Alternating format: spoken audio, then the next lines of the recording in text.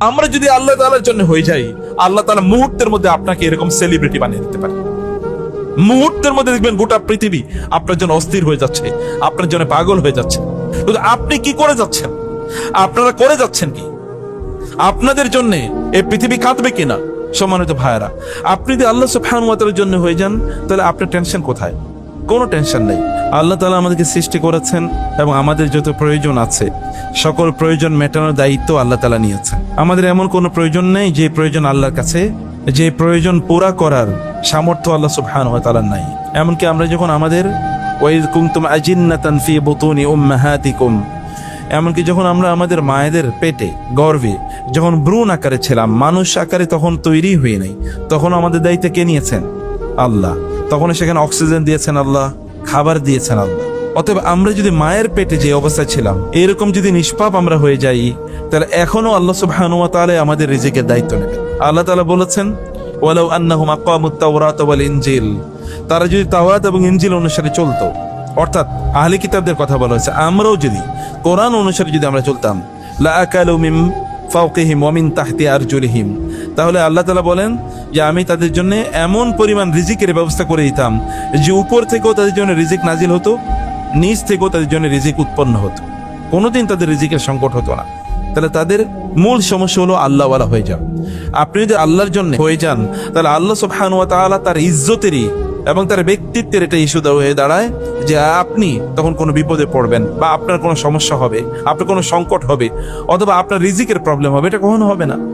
যেমন আল্লাহ তাআলা বলেছেন, ইন তানসুরুল্লাহ ইয়ানসুরকুম ওয়া ইউসাব্বিত আকদামাকুম, তোমরা যদি আল্লাহকে সাহায্য করো তাহলে আল্লাহ তাআলা তোমাদেরকে সাহায্য করবেন এবং তোমাদের পা গুলো এমন শক্ত করে দেবেন যে তোমাদের কোনো স্লিপ করবে না, তোমরা পিছলে যাবে না, তোমাদের এমন হবে না যে তোমরা এমন বিপদে পড়েছো যে বিপদের কোনো মুক্তি নাই, এখান থেকে কোনো উদ্ধার নাই।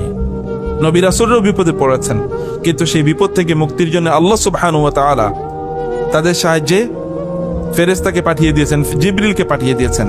সাইয়ুহজামুল জামউ ওয়া ইউওয়াল্লুনা দুবুর বালিস সাআতু মাওঈদুহুম ওয়াস সাআতু আদহা ওয়া আমর ইন্নাল মুজরিমিনা ফি যিলালিন ওয়া সুউর। আল্লাহ তাআলা বলেছেন যে যারা কাফের এবং মুশরিক, যে এরা অবশ্যই পরাজিত হবে এবং তারা পৃষ্ঠ প্রদর্শন করবে, যুদ্ধের ময়দান থেকে তারা পালিয়ে চলে যাবেই। মারিয়াম আলাইহা সালাতু ওয়াস সালাম, ছোট্ট মারিয়াম যখন তিনি পেটে, তখনই তিনি আল্লাহর কাছে বলেছিলেন, রব্বি ইন্নী নাযারতু লাকা মা ফি বাতনি মুহাররারান ফাতাকাব্বাল মিন্নি, হে আল্লাহ, আমার পেটে যে সন্তান আছে এই সন্তানকে আমি মুক্ত করে দিলাম আপনার দ্বীনের জন্য, আপনার সেবার জন্য, আপনার ঘরের অর্থাৎ এই যে বাইতুল মুকাদ্দাস মসজিদ, এই মসজিদের খেদমতের জন্য। এবং এ মেয়ে যখন জন্ম নিল তখন তিনি তার ওয়াদা অনুসারে তাকে বাইতুল মুকাদ্দাসের জন্য, এই যে জেরুজালেমে যেটা আমাদের মসজিদে আকসার জন্য তিনি উৎসর্গ করে দিলেন। মসজিদে আকসার জন্য উৎসর্গ করে দেওয়ার পর তার দায়িত্ব নেবে কে? তখন মেয়ে। অতএব এই মেয়ের দায়িত্ব নেবে কে? তার থাকা খাওয়া অথবা তার খোঁজ খবর নেয়, এটা কে দায়িত্ব নেবে? সেখানে ছিল তার খালু জাকারিয়া আলাইহিস সালাতু ওয়াস সালাম। আল্লাহ তাআলা বলেছেন, ওয়াকাফাতাকাফালাহা জাকারিয়া অথবা ওয়াকাফালাহা জাকারিয়া, জাকারিয়া আলাইহিস সালাতু ওয়াস সালাম তার দায়িত্ব নিলেন। জাকারিয়া আলাইহিস সালাতু ওয়াস সালাম তার জন্য খাবার নিয়ে যেতেন, তার খোঁজ খবর রাখতেন, তার কোনো সমস্যা আছে কিনা, প্রয়োজন আছে কিনা, এটা জাকারিয়া আলাইহিস সালাম দেখতেন। তিনি তখনকার নবী। জাকারিয়া আলাইহিস সালামকে আল্লাহ তাআলা নিয়োগ করে দিয়েছেন এটা মেয়ের জন্য, এই মেয়ের সেবা করার জন্য। কারণ কি? কারণ তার মা বলেছে, আমার এই সন্তানকে আমি আল্লাহর জন্য কোরবানি করে দিলাম, আল্লাহর জন্য উৎসর্গ করে দিলাম, আমি আল্লাহর জন্য তাকে দিয়ে দিলাম। এবং এই কারণে আল্লাহ তাআলা নবীকে তার দায়িত্ব দিয়েছেন যে নবী তার দায়িত্ব পালন করবে। শুধু তাই না, আল্লাহ সুবহানাহু ওয়া তাআলা মাঝে মাঝে জান্নাত থেকে তার জন্য খাবার পাঠিয়ে দিতেন, ফল পাঠিয়ে দিতেন। কুল্লামা দাখালা আলাইহা জাকারিয়া আল মিহরাব, জাকারিয়া আলাইহিস সালাতু ওয়াস সালাম তিনি মারিয়াম যে ছোট্ট রুমটাতে থাকতেন এখানে খাবার নিয়ে যেতেন, কিন্তু গিয়ে দেখতেন সেখানে প্রচুর পরিমাণ খাবার, সেখানে ফল ভর্তি। কি ব্যাপার মারিয়াম, আন্না লাকি হাদা, মারিয়াম এই খাবার কোত্থেকে আসলো? ক্বালাত হিয়া মিন ইনদিল্লাহ, তিনি বলতেন কার থেকে এসেছে? আল্লাহর পক্ষ থেকে। ইন্নাল্লাহু ইয়ারযুকু মান ইয়াশাউ বিগাইরি হিসাব, আল্লাহ যাকে ইচ্ছা তাকে হিসাববিহীন রিজিক প্রদান করেন। সম্মানিত ভাইয়েরা, আপনি যদি আল্লাহ সুবহানাহু ওয়া তাআলার জন্য হয়ে যান, তাহলে আপনার টেনশন কোথায়? কোনো টেনশন নেই। কিন্তু মানুষের প্রবলেম হলো কি, মানুষ আল্লাহ যে বিধান দিয়েছে সে বিধান অনুসারে মানুষ চলে না। আল্লাহ যে বিধান দিয়েছে বিধান অনুসারে মানুষ চলে না। ফালা ওয়া রাব্বিকা লা ইউমিনুনা হাত্তা ইউহাক্কিমুকা ফীমা শাজারা বাইনাহুম মা কানা লিমুমিনিন ওয়ালা মুমিনাতিন ইযা কাদাল্লাহু ওয়া রাসূলুহু আমরান আন ইয়াকুনা লাহুমুল খিয়ারাতু মিন আমরিহিম। একজন মুমিন পুরুষ এবং নারীর জন্য এটা হতেই পারে না আল্লাহ রাসূল কোন কথা বলেছে তারপরে তারা বলবে যে আমার স্বাধীনতা আছে, আমি এটা মানলাম বা মানলাম না। এটা হতেই পারে না। একজন মুমিনের বৈশিষ্ট্যটা না, রাসূল বলেছে তবে এটা মানতেই হবে। আমি কেন এই কথাগুলো বলছি? এটাই জন্য বলছি, আপনারা যদি আল্লাহ এবং আল্লাহ রাসূলকে প্রাধান্য দেন তাহলে দেখেন আল্লাহ তাআলা কি করতে পারেন। তো দেখেন আল্লাহ সুবহানাহু ওয়া তাআলা কি করেন। আল্লাহ সুবহানাহু ওয়া তাআলা এমনই করেন, মিনাল মুমিনিনা রিজালুন সাদাকু মা আহাদুল্লাহ আলাইহি। মুমিনদের মধ্যে একদল লোক আছে আল্লাহর সাথে তারা প্রতিজ্ঞা করলে সেই প্রতিজ্ঞা তারা তাদের জীবন দিয়ে পূর্ণ করে। আনাস ইবনে নাদর তিনি শত্রুদেরকে বধ করতে করতে করতে এমন একটা অবস্থা হলো যে তার শরীরটা শত ক্ষত বিক্ষত, তার শরীরে প্রায় 83টা আঘাত লেগেছে, কোনোদিন কখনো তলোয়ারের, কখনো তীরের, কখনো বর্ষার ইত্যাদি আঘাত। এরকম আঘাতে আঘাতে জর্জরিত হয়ে তিনি ওইখানে শাহাদাত বরণ করেছেন। আল্লাহ সুবহানাহু ওয়া তাআলা তার পক্ষে কোরআনের আয়াত নাজিল করেছেন, যে আয়াত কোটি কোটি হাজার কোটি মুসলমান কিয়ামত পর্যন্ত পড়বে এবং হাজার কোটি মুসলমান তার নাম উচ্চারণ করবে। হাজার লক্ষ সাহাবী ছিল, আপনারা নাম জানেন না, কিন্তু একজন আনাস ইবনে নদরের নাম মানুষ জানে। কি কারণে? কারণ ওই যে তিনি আল্লাহ রাসূলকে প্রাধান্য দিয়েছেন, ওই দিন আল্লাহকে প্রাধান্য দিয়েছেন, আল্লাহর সাথে তিনি চুক্তি করেছেন আমি আল্লাহকে দেখাবো আমি কি করতে পারি তার দিনের জন্য। এই জজমা কেন আপনাদের উঠে না? আপনারা কেন বলতে পারেন না যে আল্লাহর দিনের জন্য আমি কিছু একটা করতে চাই, আমি কিছু একটা করবো আল্লাহ দিনের জন্য, এবং আল্লাহকে আমি দেখাবো আমি কি করতে পারি। এমন কিছু একটা করতে হবে প্রিয় ভাইরা। গরু ছাগলের মতো জীবন যাপন করে লাভ নাই, ইহুদি খ্রিস্টানদের মতো জীবন যাপন করে লাভ নাই, কাফের মুশরিকের মতো জীবন যাপন করে লাভ নাই, সাধারণ অন্যান্য মানুষের মতো করে জীবন যাপন করে লাভ নাই। কারণ আমরা একজন মানুষ যদি দুনিয়াতে না থাকি তাহলে কিছুই হবে না। আপনার বাবা কই, আপনার চাচা কই, আপনার দাদা কই, আপনার নানা কই, আপনার বাপের আপনার বড় বাবা কই, তারা কই? কোনো খবর নাই, তারা নাই। এদিকে কি পৃথিবীতে কোনো ক্ষতি হয়েছে নাকি? কিচ্ছু ক্ষতি হবে না। আপনি না থাকলেও কিচ্ছু হবে না পৃথিবীতে। কিন্তু আপনি কি করে যাচ্ছেন? আপনারা করে যাচ্ছেন কি? আপনাদের জন্য এই পৃথিবী কাঁদবে কিনা? এবং আপনারা যেই উদ্দেশ্যে দুনিয়াতে এসেছেন সেই উদ্দেশ্য কতটুকু আপনারা পালন করছেন, এটা আপনাদেরকে অবশ্যই চিন্তা করতে হবে, এটা আপনাদেরকে অবশ্যই ভাবতে হবে। এই কারণে প্রিয় ভাইরা, আমি আপনাদেরকে যে কথাটি বলতে চাই তা হলো, আমাদের মধ্যে অনুভূতি থাকতে হবে যে দিনের জন্য আমাদের কিছু করণীয় আছে, আমাদের জন্য, আমাদের দিনের জন্য, আমাদের নিজেদের জন্য কিছু করণীয় আছে। নিজেদের উপর জুলুম করবেন না প্লিজ, নিজেদেরকে জাহান্নাম যোগ্য করে তুলবেন না। মনে করবেন না যে আল্লাহ তাআলা ক্ষমা করে দেবেনি, আল্লাহ তাআলা শাস্তিও দেন। ইন্নাল্লাহা আজিজুন যুনতিকাম। ওয়ালাউ তারা ইযিল মুজরিমুনা নাকিসু রুউসিহিম ইনদা রাব্বিহিম রব্বানা আবসারনা ওয়া সামি'না ফারজি'না না'মাল সালিহান ইন্না মুকিনুন। সেই দিন অপরাধীরা, হে নবী আপনি যদি দেখতেন, সেদিন পাপীরা, অপরাধীরা, যারা পাপিষ্ঠ, এই সকল পাপীরা সেদিন তাদের মাথা নিচু করে থাকবে এবং তারা বলবে আল্লাহ আমরা দেখছি, আজকে দেখলাম, আজকে সব দেখলাম, সব শুনলাম, আল্লাহ দুনিয়া আবার আমাদেরকে পাঠান, আমরা একটা হলেও ভালো কাজ করবো না, আমাল সালিহান ইন্না মুকিরুন, আমরা আজকে বুঝতে পেরেছি। আল্লাহ তাআলা বলেন ওয়ালাউ শি'না লাআতাইনা কুল্লা নাফসিন হুদাহা, আমি চাইলে তো সবাই কে হেদায়েত দিতে পারতাম, ওয়ালাকিন হাক্কাল কাউলু মিন্নি, কিন্তু আমার কথা এটা বাস্তবে হবেই। লা আমলা আন্না জাহান্নামা মিনাল জিন্নাতি ওয়ান নাসি আজমাইন, এই মানুষ এবং জিনকে দিয়ে জাহান্নাম পূর্ণ করবই আমি। এই যে এই দিনটাকে ভুলে গিয়েছিলে এবং তোমরা যেহেতু আমাকে ভুলে গিয়েছিলে, এই কারণে তোমাদের আজকের এই শাস্তি, এর স্বাদ তোমরা ভোগ করো। প্রিয় ভাই, আপনার নিজকে বোন, আপনার নিজকে কেন আপনি এরকম বিপদের মধ্যে ফেলবেন? কেন আপনার নিজেদের জন্য আল্লাহ সুবহানাহু ওয়া তাআলার ভালোবাসা, আল্লাহ রাসূলের ভালোবাসাকে আপনাদের নিজের পুঁজি বানাবেন না? এটা আপনাদেরকে, এই পুঁজি অবশ্যই আপনাদেরকে বানাতে হবে।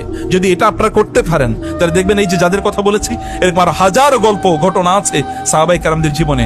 আল্লাহ সুবহানাহু ওয়া তাআলা এরকম মর্যাদা আমাদের অবশ্যই অবশ্যই প্রদান করবেন। প্রিয় ভাইরা, এই দিনের জন্য আপনাদের কিছু করণীয় আছে। দিনের জন্য নিজেদেরকে যোগ্য করে তোলেন। আপনি বলবেন আমি সাধারণ মানুষ, আমি কি করবো? আপনার যতটুকু সামর্থ্য আছে ততটুকু দিয়ে করেন, আপনার যতটুকু সামর্থ্য আছে ততটুকু দিয়ে করেন। মানুষের কাছে দিনের কথাগুলো বলেন, নিজে দিনকে প্র্যাকটিস করেন এবং দিন যে আপনাকে এই সমাজে প্রতিষ্ঠা করতে হবে এটাকে অনুভব করেন প্লিজ। এটা একটা দায়িত্ব, এই দায়িত্বটাকে অনুভব করার দরকার। রাসূলুল্লাহ সাল্লাল্লাহু আলাইহি ওয়াসাল্লাম কৃতদাসী, আপনারা তো কেউ কৃতদাস না, আপনাদেরকে তো কেউ বাজারে বিক্রি করে দেয় না, এবং আপনারা তো ওই এখানে আফ্রিকান নিগ্রো কালোর মতো না যে কেউ আপনাদেরকে দাম দেয় না, এরকম তো না। এরকম একজন কৃতদাসী, রাসূলের কৃতদাসী, তার নাম ছিল উম্মে আইমান। তিনি মদিনায় রাসূলের সাথে হিজরত করে চলে যান। একজন কৃতদাসী, শুনুন, তিনি যখন মদিনায় হিজরত করে যান রাসূলের পরে, তিনি হিজরত করে একা একা যাচ্ছিলেন। এর মধ্যে তার প্রচন্ড পানির পিপাসা, তিনি পানি পাবেন কোত্থেকে? তিনি বললেন আল্লাহ আমার পানি দরকার। এর মধ্যে হঠাৎ করে তিনি দেখলেন আসমান থেকে এরকম একটা পানির যার যার তো বুঝেন আপনারা, কলস, এরকম কলস জ্বলতেছে, হঠাৎ করে আসমানে এরকম ঝুলতেছে, সামনে কে ঝুলাইতেছে কেউ দেখছে না, কোনো লোক নাই আশপাশে, এরকম ঝুলতেছে। এবং তিনি সেখান থেকে পানি খেলেন। তিনি বলেন, এত ঠান্ডা এবং মিষ্টি পানি খেলাম, মনে হচ্ছে যেন আমার জিহ্বায় এখন লেগে আছে। এই পানির ব্যবস্থা কে করেছে? তার জন্য আল্লাহ তাআলা করেছেন। একজন কৃতদাসীর জন্য যদি এমন হয়, তাহলে আপনারা কি, আপনাদের জন্য কেন আল্লাহ তাআলা এরকম ব্যবস্থা করবেন না? আল্লাহ কি তার ক্ষমতা নাই, সামর্থ্য নাই? এখনো কি এটা তিনি করতে পারেন না? পারেন। তাহলে আমাদের প্রবলেম কোথায়? আমাদের প্রবলেম হলো আমাদের নিজেদেরকে আমরা ওই জায়গায় নিয়ে যাই না, যে আমরা হাত তুললে আল্লাহ সুবহানাহু ওয়া তাআলা কবুল করে নেবেন, আমরা হাত তুললে আল্লাহ সুবহানাহু ওয়া তাআলা সেটা গ্রহণ করবেন। আমাদের নিজের ঈমানটাকে ওই লেভেলে, ওই স্ট্যাটাসে আমাদেরকে নিয়ে যাওয়া দরকার। এটা একটা দায়িত্বের অনুভূতি, যে আমি দায়িত্বশীল দিনকে প্রচার এবং প্রতিষ্ঠা করার জন্য। মনে রাখবেন, আপনি যদি দিনের জন্য সামান্যতম কিছু কাজ করেন, আল্লাহ তাআলা বিভিন্ন ধরনের সমস্যা থেকে আপনাকে রক্ষা করবেন। আল্লাহ বলেছেন, আল্লাহু ইয়াসিমুকা মিনান নাস ফাসায়াকফিকাহুমুল্লাহ। আল্লাহ বলেছেন, ওদের বিরুদ্ধে আল্লাহ আপনার জন্য যথেষ্ট। আল্লাহ তাআলা বলেছেন, যদি আপনি আমাকে স্মরণ করেন, জাআলনা বাইনাকা ওয়া বাইনাল্লাযিনা লা ইউমিনুনা বিল আখিরাতি হিজাবাম মাসতুরা, আমি আপনার মাঝে এবং আপনার শত্রুদের মাঝে হিজাবাম মাসতুরা, এমন অভেদ্য দেয়াল তৈরি করে দেব, এই দেয়ালের কারণে ওরা আপনার ক্ষতি সাধন করতে পারবে না। রাসূলুল্লাহ সাল্লাল্লাহু আলাইহি ওয়াসাল্লামের দাওয়াতের কারণে ত্যক্ত বিরক্ত হয়ে আবু জাহল, আবু লাহাব, তার আপন চাচা, তার স্ত্রী ছিল উম্মে জামিল, আপনারা জানেন, হাম্মালাত আল হাতাব। উম্মে জামিল একবার নবীজি সাল্লাল্লাহু আলাইহি সাল্লামকে আঘাত করার জন্য বড় একটা পাথর নিয়ে ঘুরতেছে। কোথায় মুহাম্মদ? আমি তাকে এই পাথর দিয়ে তার মাথা ফাটিয়ে ফেলবো। রাসূলুল্লাহ সাল্লাল্লাহু আলাইহি সাল্লাম আবু বকরকে নিয়ে তখন বাইতুল্লাহ, কাবা শরীফের সামনে তিনি বসে আছেন। এর মধ্যেই ওই মহিলা এরকম পাথর নিয়ে আসতেছে এবং বলতেছে, আইনাল মুজাম্মাম, আইনাল মুজাম্মাম। মুজাম্মানে রাসূলের নাম বিকৃত করে বলছে। তো এই সেখানে সে আবু বকরকে দেখলো এবং আবু বকরকে কি বলল? আবু বকর, আইনা সাহিবুকা, তোমার বন্ধু কই, তোমার সাথী কই, মুহাম্মদ কই, মুজাম্মাম কই? আমি তার এই পাথর দিয়ে আমি তাকে শেষ করে ফেলবো। রাসূল কিন্তু পাশে দাঁড়িয়ে হাসতেছে। রাসূল সাল্লাল্লাহু আলাইহি ওয়াসাল্লাম পাশে দাঁড়িয়ে কি হাসতেছেন এবং কতক্ষণ চিৎকার চেঁচামেচি করে এইদিকে তাই সেদিকে দৌড়িয়ে এরপরে চলে গেছে। আবু বকর রাদিয়াল্লাহু আনহু সাল্লামকে বলি, ইয়া রাসূলুল্লাহ, এই মহিলা আমার জিজ্ঞেস করতেছে আপনি কই, আপনি তো আমার পাশেই দাঁড়ানো। তো এই মহিলা আপনারা দেখলো না, এই পাথর নিয়ে ঘুরতেছে, আপনাকে দেখলো না? বলে, না, আমারে দেখে না। বলে, কি হয়েছে? বলে, জিবরিল আমাকে আড়াল করে দাঁড়িয়েছিল যেন এই মহিলা আমরা না দেখতে পারে। বুঝতে পারেন নাই? আল্লাহর জন্য হলে কি হয় দেখেছেন? কোনো টেনশন নাই। লা তাখাফা ইন্নানি মাআকুম আসমাউ ওয়া আরা, কোনো ভয় পেও না, আমি তোমাদের সাথে আছি। আল্লাহকে সাথে রাখবেন না কেন? আল্লাহকে সাথে যদি রাখেন, তাহলে পৃথিবীর কে আপনার ক্ষতি করতে পারে? কে ক্ষতি করতে পারে? ওমর রাদিয়াল্লাহু তাআলা আনহু, রাসূল ইসলাম এর স্ত্রীরা রাসূলের সাথে বিভিন্ন ইস্যু নিয়ে আলাপ করছেন। একটু আওয়াজটা বেড়ে গেছে, একটু আওয়াজটা উঁচু হয়ে গেছে। মহিলারা কথা বলতে বলতে মাঝে মাঝে আওয়াজ উঁচু হয়ে যায় এবং সম্ভ্রান্ত ঘরের মহিলাদের আওয়াজ একটু মাঝে মাঝে উঁচু হয়ে যায়। এটা মনে করার কোনো কারণ নেই। বুঝতে পেরেছেন? কারণ সম্ভ্রান্ত ঘরের মহিলাদেরকে কি, সম্ভ্রান্ত পুরুষরা তাদেরকে মর্যাদা দেয়। এ কারণে একটু আওয়াজ বেড়ে গেছে। রাসূলের ঘরে আওয়াজ বেড়ে গেছে, মহিলাদের, রাসূলের স্ত্রীদের। ওমর রাসূল ইসলাম এর মধ্যে ওমর রাদিয়াল্লাহু তাআলা আনহু গেছে দরজায় টোকা দিলেন, কে? আমি ওমর। যখনই বলছে আমি ওমর, তখনই রাসূলের স্ত্রীরা সবাই এখান থেকে দৌড়িয়ে পালাইছে। পালাই তারা ভিতরে চলে গেছে। তার আওয়াজ একেবারে ছোট, আওয়াজ একেবারে ছোট। এমন সময় রাসূল সেখানে যাওয়ার পর রাসূল বলেন, ওমর, আপনি আসার পরে দেখছেন এরা এতক্ষণ আমার সাথে জোরে জোরে কথা বলতেছে, কিন্তু আপনি আসার সাথে সাথে সব কি তারা পালাইছে। আপনি আসার সাথে সাথে তারা সবাই পালাইছে। তখন মহিলারা ওইখান থেকে বলতেছিল, ওমর রাদিয়াল্লাহু তাআলা আপনার চেয়ে অনেক কঠিন, উনি খুব কঠোর, এই কারণে আমরা ওনার ভয় পাই। রাসূলুল্লাহ সাল্লাল্লাহু আলাইহি ওয়াসাল্লাম এবার বলেন, ওমর, আরেকটা ঘটনা আপনাকে বলি। আপনি যেই রাস্তা দিয়ে যান, ওই রাস্তা দিয়ে শয়তান থাকেন, ওই রাস্তা দিয়ে শয়তান পালায়, অন্য রাস্তায় চলে যায়। শয়তান আপনারা দেখলেই ভয় পায়, অন্য জায়গা দিয়ে চলে যায়। দেখেছেন আল্লাহ কি মর্যাদা দিয়েছেন? শয়তান ধোঁকা দিবে কোত্থেকে? শয়তান আরেক রাস্তা দিয়ে পালিয়ে চলে যায়। আর আমাদের সাথে তো শয়তান ঘুমায়, একসাথে খায় এবং মসজিদও একসাথে আসে। কারণ অধিকাংশ লোক মসজিদে আইসেও তার মনোযোগ নাই, এখানে তার ইবাদতের প্রতি তার কোনো মনোযোগ নাই। কেউ কইতে আসে ঘুমায়, ঘুমানোর জন্য কেউ কেউ আসে মসজিদে, অথবা অন্যদিকে মনোযোগ দেওয়ার জন্য আসে। প্রিয় ভাইরা, আমি যে কথা বলছিলাম আপনাদেরকে, যে আপনার প্লিজ আল্লাহ দিনের জন্য কিছু একটা করেন, এটাকে দায়িত্ব অনুভব করেন যে না, আমার কিছু করার আছে। কয়েকজন লোক বলেন তো কোরআন তেলাওয়াত করেছেন আজকে? কয়জন বলতে পারেন হরফ করে আমি কোরআন তেলাওয়াত করেছি আজকে? কয়জন বলতে পারে আমি সূরা কাহাফ পড়েছি? বলতে পারবেন? অধিকাংশ জানেনও না। বলবেন যে আমি পড়তে পারি না, তো পড়তে পারেন না কেন? এমনি তো ব্রিটিশ সব মহাপণ্ডিত, আপনার আড্ডা দেবেন, মোবাইল টিপাবেন, আর এগুলোর মাধ্যমে নিজেদেরকে বিপদের মুখোমুখি করবেন। সেটা তো কোনোভাবে, এটা তো কাম্য না। প্রিয় ভাইরা, মুসাব ইবনে উমাইরের কথা আমি বলেছি, রাসূলুল্লাহ সাল্লাল্লাহু আলাইহি ওয়াসাল্লাম তিনি তাকে মদিনায় দিন প্রচারের জন্য প্রথম এম্বাসির যুবকরা শুনেন, মক্কার সবচেয়ে সম্ভ্রান্ত যুবক, তার মা প্রচুর পরিমাণ সম্পদের অধিকারী, 2 ভাই মাত্র, বাবা মারা গেছে, সম্পদের অভাব নাই। এই ছেলে যা চায় সেভাবে তিনি সম্পদ নিয়ে ব্যয় করতেন। এবং তিনি পারফিউম, তৎকালীন আতর, পৃথিবীর সবচেয়ে দামি আতর ব্যবহার করতেন, সবচেয়ে দামি জামা কাপড় ব্যবহার করতেন। তার পকেট মানি এত পরিমাণ ছিল, ওইখানকার ইয়াং পোলাপাইন সব তার পিছনে পিছনে ঘুরতো। তিনি মক্কার সেলিব্রিটি। ইসলামের আহ্বান শোনার পর তিনি দৌড়ে আসলেন, ইসলাম গ্রহণ করলেন। তার মা তাকে তেজ্য পুত্র ঘোষণা করলো, কোনো জামা কাপড় নাই, কিচ্ছু নাই। যেই ছেলের পকেটে থাকতো হাজার হাজার টাকা, তার পকেটে এখন এখন তার খাবারের পয়সা নাই। রাসূল, কিন্তু তিনি রাসূলের ইসলাম গ্রহণ করেছেন। এরপর রাসূলের সাথে তার জীবনকে তিনি অ্যাটাচ করে দিলেন। তিনি কোরআন শিখেছেন অসাধারণ ভাবে। রাসূল এবার মদিনায় একজন দায়ী পাঠানোর কথা, যিনি দাওয়াত দেবেন, তিনি পাঠালেন মুসাবকে, ইয়াং যুবক, বিয়ে শাদী কিছুই করে মাত্র টকবকি যুবক, তিনি তাকে মদিনায় পাঠিয়ে দিলেন। মদিনায় গিয়ে তিনি মানুষকে কোরআন তেলাওয়াত করে করে দাওয়াত দিয়েছেন। এবং মদিনার লোকেরা মুসাব ইবনে উমাইর ইয়াং ছেলের কাছে ইসলাম গ্রহণ করেছে কোরআনের কথা শুনে, আর কিছু না, কোরআনের কথা শুনে। উহুদের যুদ্ধ সংগঠিত হলো। উহুদের যুদ্ধে মুসাব ইবনে উমাইর তিনিও শাহাদাত বরণ করেন, ইয়াং ম্যান। এই দুনিয়াতে তিনি কিচ্ছু নেন নাই।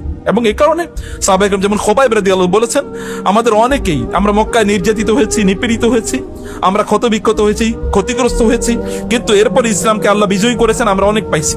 কিন্তু আমাদের মধ্যে একজন ছিল, সে সব দিয়ে গেছে আল্লাহর জন্য, কিচ্ছু আল্লাহর জন্য এই দুনিয়াতে নেয় নাই।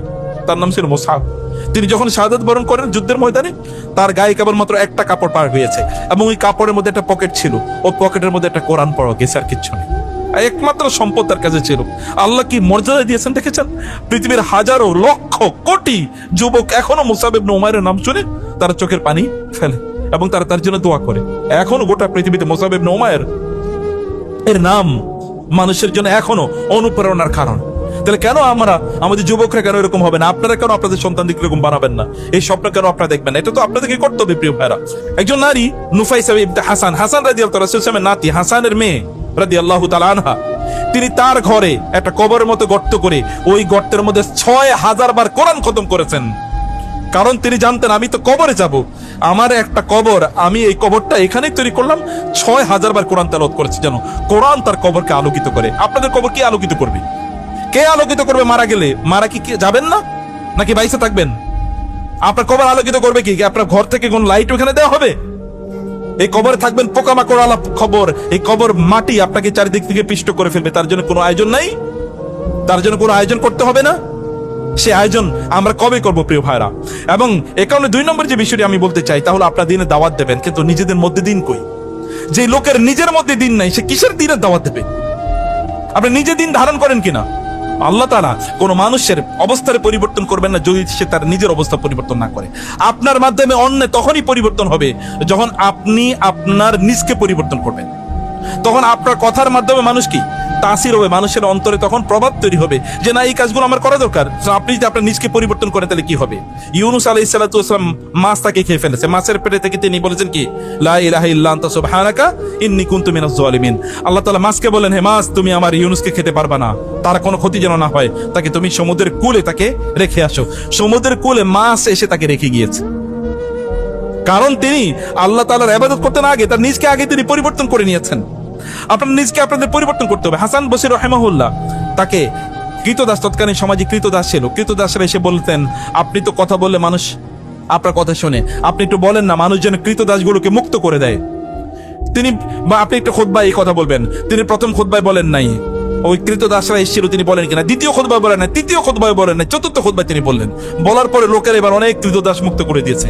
এবার কৃতদাসরা এসে বললেন, হে হাসান, আপনাকে আমরা সেই কবে বললাম আপনি বলার জন্য, আপনি কেন 3 সপ্তাহ পরে বললেন, 4 সপ্তাহ এসে কেন বললেন, আগে কেন বললেন না? তিনি বললেন যে দেখো, তোমরা আমাকে বলেছো কৃতদাস মুক্তের জন্য আমি মানুষকে বলতাম, আমার নিজের তো কোনো কৃতদাস নাই যে আমি মুক্ত করব, আমি করি না, এই কারণে আমি এই কথাটা মানুষকে বলতে পারিনি। আমি এরপরে কিছু টাকা জমাইয়া একটা কৃতদাস, একটা দাস কিনেছি, কিনে এরপরে এটাকে আমি মুক্ত করে দিয়েছি, তারপরে আমি মানুষের জন্য কথা বলেছি। এবং এই কারণে মানুষের মধ্যে তার কথার প্রভাব আছে। মানে আপনি যে আমলটা করবেন না, সেই আমল যদি আপনি মানুষকে করতে বলেন, মানুষের মধ্যে প্রভাব তৈরি হবে? কখনোই তৈরি হবে না। এ কারণে প্রিয় ভাইরা, নিজেকে পরিবর্তন করেন, প্লিজ নিজেকে পরিবর্তন করেন। ওই যে ওমর রাদিয়াল্লাহু তাআলা আনহু, রাতের অন্ধকারে তিনি মদিনায় তিনি ঘুরে ঘুরে বেড়াচ্ছেন, বিভিন্ন জায়গায় ঘুরে ঘুরে বেড়াচ্ছেন, মানুষের কোনো কষ্ট আছে কিনা, দেখলেন যে কোনো একটা ঘরে একজন মহিলা তার মেয়েকে বলছে যে দুধের সাথে একটু পানি মিশাও, এরপরে দুধ বিক্রি করো। মেয়ে বলেছেন, মা আমিরুল মুমিনিন নিষেধ করেছেন না পানি মিশাতে? তিনি বলেন, আমিরুল মুমিনিন কই, এখন রাত, তিনি এখন কি এখানে আছে কিনা? মেয়েটা বললো, মেয়ে বিয়ে হয়নি এখনো, বলো মা আমিরুল মুমিনের আদেশ কি আমরা কেবল দিনে মানবো, রাতে মানবো না? আর আমিরুল মুমিনিন দেখেন না বটে, কিন্তু আল্লাহ কি দেখেন নাই? আল্লাহ আমিরুল মুমিনের আল্লাহ কি দেখেন নাই? রব কি দেখেন নাই? আমিরুল মুমিনিন তিনি বাইরে থেকে কথা শুনলেন, পরের দিন তাদেরকে ডাকলেন, ডেকে তারপর বললেন তাদের অবস্থা কি, বললেন আমরা বিধবা। নারী বললেন আমি বিধবা, আমার তো সংসার চলে না। ওমর রাদিয়াল্লাহু তাআলা আনহু রাষ্ট্রীয় কোষাগার থেকে তার খাবার ব্যবস্থা করে দেন যেন তার কোনো কষ্ট না হয়। এরপরে তার ছেলেদেরকে ডেকে বললেন, আমি তোমাদেরকে বিয়ে করার জন্য একটা নারীর প্রস্তাব, একটা মেয়ের প্রস্তাব দিচ্ছি। মেয়ে একটা গোয়ালিনী, খুবই গরিব ঘরের মেয়ে, তার বাবা নাই, ইয়াতিম, আবার এরকম পরিচয় দেওয়ার মতো এরকম না, গোয়ালিনী, মানে দুধ বেচে তার মা, এরকম একটা মেয়ে, কিন্তু সে আল্লাহওয়ালা, সে আল্লাহকে ভালোবাসে, আল্লাহকে ভয় পায়। এরকম একটা মেয়ের বিয়ের প্রস্তাব করছি। তার একজন ছেলে সালেম বলেন, বাবা আমি তাকে বিয়ে করতে চাই। অন্য ছেলেরা বলেন না, কেউ কেউ বলছে আমি বিয়ে করেছি, কেউ বলে আমার প্রয়োজন নাই। তিনি বিয়ে করলেন এবং এর ঘরে এর পরবর্তী প্রজন্ম হিসেবে 2 জেনারেশন পরে আল্লাহ তাআলা এরই নাতি হিসাবে আল্লাহ তাআলা পৃথিবীতে পাঠিয়েছেন কাকে? ওমর ইবনে আব্দুল আজিজকে। ওই যার বললাম পঞ্চম খলিফা আমরা যাকে মনে করি, আমরা আহলুস সুন্নাহ ওয়াল জামাত যাকে পঞ্চম খলিফা মনে করি, সেই ওমর ইবনে আজিজ তার ঘরে জন্ম নিয়েছে। আপনি যদি আল্লাহওয়ালা হয়ে যান, আল্লাহ তাআলা আপনার ঘরে এরকম মানুষ তৈরি করেছেন। এই কারণে নিজকে পরিবর্তন করেন। মানুষকে বলার আগে নিজকে পরিবর্তন করা আমাদের জন্য প্রচন্ড জরুরি। প্রিয় ভাইরা, দাওয়াত মানুষকে দেবেন। অনেকে আমাদেরকে বলে আমরা দাওয়াত দেবো কি দিয়ে? কেবল দাওয়াত কথা দিয়ে দাওয়াত দেওয়ার প্রয়োজন হয়। আপনি জানেন আরব বিশ্বে এরকম হয়েছে, যেমন তুরস্কে হয়েছে, মিশরে হয়েছে। ওইখানকার যে শাসকরা ছিল, শাসকরা এত কট্টরপন্থী ইসলাম বিদ্বেষী ছিল যে ওইখানে নামাজ নিষিদ্ধ করেছে, আজান নিষিদ্ধ করেছে, কোরআন তেলাওয়াত নিষিদ্ধ করেছে, মাদ্রাসা নিষিদ্ধ করেছে, হিজাব পরা নিষিদ্ধ করেছে, দাড়ি রাখা নিষিদ্ধ করেছিল। আপনারা জানেন তুরস্ক এরকম ছিল, মিশর এরকম ছিল। এখানে এখন এরকম বহুত আলেম আছে তার দাড়ি নাই, শার্ট প্যান্ট পরে এবং টাকনুর নিচে কাপড় পরতেছে, এরকম আছে, কিন্তু অনেক বড় আলেম। অনেক আলেম মানে অনেক কিছু জানে, কারণ যে নিষিদ্ধ ছিল ওই প্রভাব থেকে এখনো তারা বের হতে পারেনি। এর মধ্যে আমাদের ইন্ডিয়ার একজন বড় আলেম সেখানে গেলেন, গিয়ে তিনি ওইখানে ওই দেশে গেলেন, গিয়ে দেখলেন যে ওইখানে মানুষ এগুলো কি মুসলমান নাকি নাকি খ্রিস্টান। তিনি একজনকে জিজ্ঞেস করেন, ভাই তোমাদের দেশে এরকম কেন, এরকম মুসলমান নাই? অথচ মুসলিম দেশ সিরিয়া, মুসলমান নাই। বলে আপনি এদেরকে দেখছেন, এদেরকে দেখে বিচার করেন না, এর ভালো মুসলমান আছে। বলে কোথায়? বলে আপনি আমার সাথে জুমার নামাজ পড়তে যাবেন একটা জায়গায়, সেখানে আমি দেখাবো। তিনি সেখানে জুমার নামাজ পড়তে গেলেন। 10-12 হাজার মানুষ সেখানে জুমার নামাজ পড়তে এসে, অধিকাংশ যুবক, তাদের মধ্যে এমন স্পিরিট যে মনে হচ্ছে যে এরা এক একজন দিনের জন্য মুজাহিদ, দিনকে প্রতিষ্ঠার জন্য এরা তাদের জীবনকে বিলিয়ে দেবে। তিনি অবাক হয়ে গেলেন। ওইখানে দেখলাম কি খ্রিস্টান মার্কা মুসলমান, আর এখানে দেখি সাহাবীদের মতো মুসলমান। তিনি বলেন এরকম কেন? ইমাম সাহেবকে বলেন, খতিবকে বলেন। খতিব বলেন, এই কথা তো এত লম্বা কথা বলতে পারবো না, রাতে আমার সাথে খাইতে আসেন। আর রাতে তার সাথে খেতে গেল।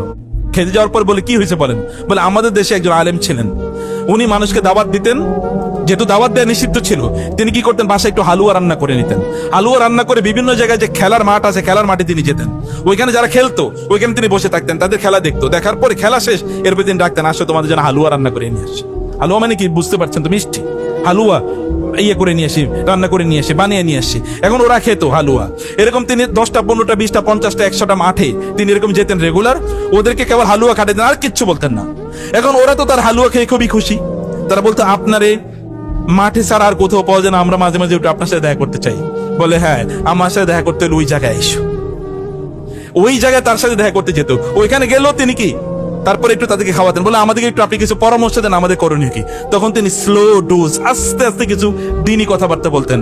এই যে দিনই কথাবার্তা বলতেন না, এই দিনই কথাবার্তা শুনতে শুনতে এমন একটা জেনারেশন তৈরি হয়ে গিয়েছে, ওই জেনারেশনটা ওই সমাজে পরবর্তীতে ইসলাম প্রতিষ্ঠার জন্য তাদের জীবনকে বিলিয়ে দিয়েছে।